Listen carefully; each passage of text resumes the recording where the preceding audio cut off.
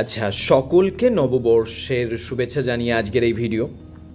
আর নববর্ষ যেদিন পড়ল দিনটি রবিবার, আর সংবাদ প্রতিদিনের সঙ্গে যে বিনামূল্যে ক্রয়পত্রটি আমরা পাই, তাতে এক বিশেষ চমক এবারের রবিবারের এই পত্রিকাটিতে। দেখে নাও, 1 ডজন গল্প, আর এই 12টি গল্প যারা লিখছেন তাদেরকে একটু দেখে নেওয়া যাক। প্রচেত গুপ্ত, ইন্দ্রনীল সান্যাল, সুকান্ত গঙ্গোপাধ্যায়, অনিতা অগ্নিহোত্রী, তিলোত্তমা মজুমদার, অভিজিৎ তরফদার, উজ্জ্বল সিনহা, শতাব্দী দাস, অশোক কুমার মুখোপাধ্যায়, মৌমিতা, সেবন্তী ঘোষ, দেবশ্রী সার্গী। তো এদেরকে নিয়ে এবারের এই সংবাদ প্রতিদিনের বিনামূল্যে পাওয়া রোববারের পত্রিকাটি, আমার এই পত্রিকাটি বিশেষ ভালো লাগে।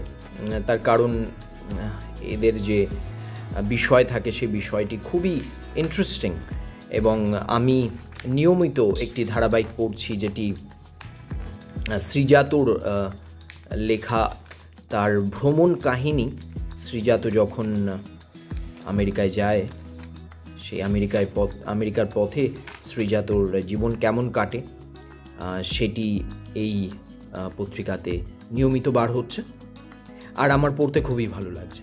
তো তোমরা এবারের এই রবিবারের ক্রয়পত্রটি, মানে সংবাদ প্রতিদিনের যে পত্রিকা বেরোয় আর কি, খবরের কাগজ, তার সঙ্গে বিনামূল্যে এটি পাওয়া যায়।